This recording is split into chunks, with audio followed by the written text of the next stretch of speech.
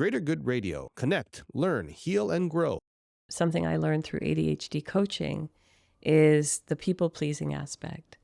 That it's common amongst adults who were not diagnosed until they were adults, like I was. I was 38 when I was diagnosed. I ignored it, completely ignored it. I was treating my son. I was helping my son. I went into UCLA Brain Research Institute in Los Angeles. So my son's 26. He was 8.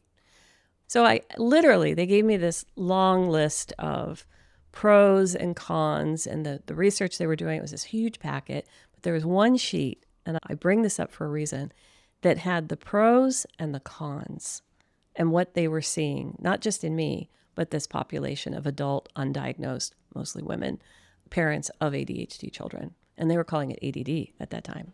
So they hadn't changed it. So I looked at that and I was like, good, bad.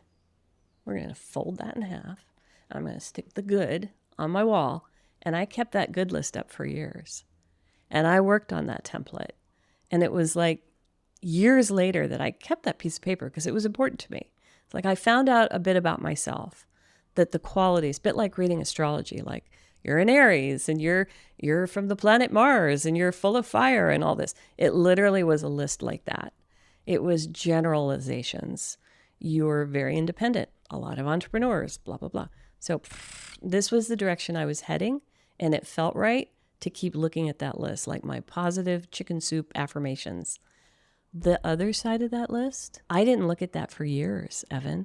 When I unearthed it to move here to Hawaii, I turned it around and went, and it was like, oh, this is the stuff I'm not addressing. I maybe should have opened it up and looked at both of them and worked on both at the same time. But I think one of the things that you brought up to me was, and this is something, the people pleasing, people say, oh, you must be nice because someone said to me, was your father or mother an alcoholic? It's like, no. Well, they believe that children of alcoholics become people pleasers. So I was like, gosh, is somebody an alcoholic in my family? So you start second guessing and going back and going, what is this? Why does someone bring this up? Should I explore this more? Like the backside of that list for me was like, oh, foggy brain, loss of time, emotional dysregulation, super sensitive. I can feel what you're thinking, just like you can feel what I'm thinking. Psychologists say that's hypervigilance. That's a form of, having to read between the lines as a kid. And most likely you came from a traumatic childhood. Wouldn't hypervigilance be more like just can't turn it off? I think versus your depends. overfeeling? Funny, I use that word all the time. But I use it because I'm also working in a population with PTS, military.